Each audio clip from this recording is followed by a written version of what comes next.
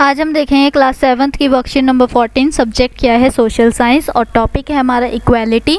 तो what is the first thought comes in your mind when you see the picture like these. तो जब आप ऐसी pictures देखते हो तो क्या माइंड में आपके आता है कि क्या किस टॉपिक पे होगी? तो क्या इक्वालिटी, ठीक है।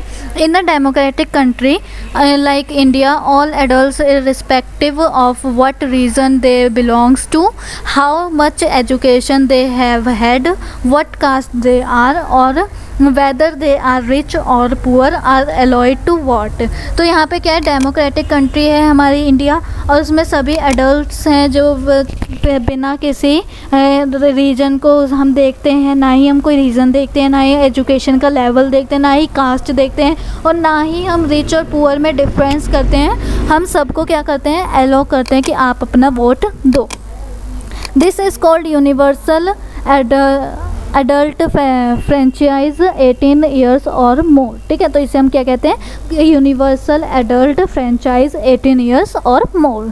The idea of universal adult franchise is based on the idea of equality. तो ये जो यूनिवर्सल एडल्ट फ्रेंचाइज है ये किस पे बेस है? इक्वालिटी पे बेस है। Because it states that every adult in the country irrespective of their wealth and communities he और she belongs to has one right, ठीक है। तो चाहे वो किसी भी कंट्री के बिलोंग करते हो या किसी भी वेल्थ के, रिच पुअर या किसी भी कास्ट के, उन्हें क्या होता है, वोट देने का राइट होता है। उसके बाद क्या है, many people in democratic India may have the right to vote but whose daily living and working conditions are so far equal, ठीक है।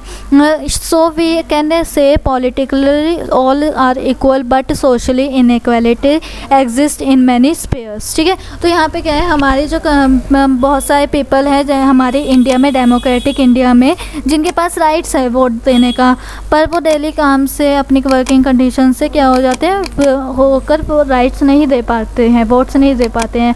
तो यहाँ पे क्या है, पॉलिटिकली तो सब सही है, इक्वल है, लेकिन सोशली देखा जाए तो इनइक्वालिटी बहुत ही ज़्यादा फैली हुई है।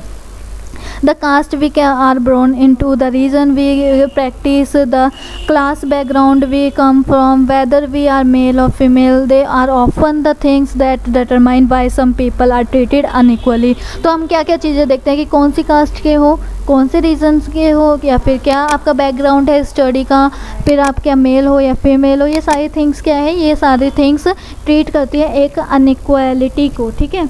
तो reason of social inequality, caste, reason, economic status और जेंडर, ठीक है। When person are treated unequally the dignity is violate. उसकी जो डिग्निटी होती है वो उसकी जो मतलब कि पहचान या फिर हम ये कह सकते हैं पावर जो होती है वो वायलेट की जाती है। Everyone deserve the same respect and dignity. सब एकदम सेम रिस्पेक्ट और डिग्निटी चाहते हैं, ठीक है, power.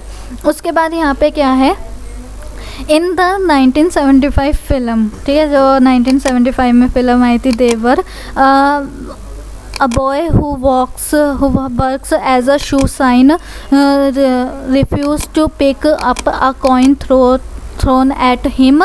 He feel that there is dignity in the work that he does and insists that his fees be given respectfully। Means उन्होंने क्या करा, अपने जूते पॉलिश करा लिए और कॉइन ऐसे फेंक दिया मतलब उसके ऊपर। तो इससे क्या हुआ, उस लड़के को बहुत बुरा लगा और उसने मना कर दिया कि मैं क्या नहीं करूँगा, मैं आपका यह कॉइन नहीं उठाऊँगा।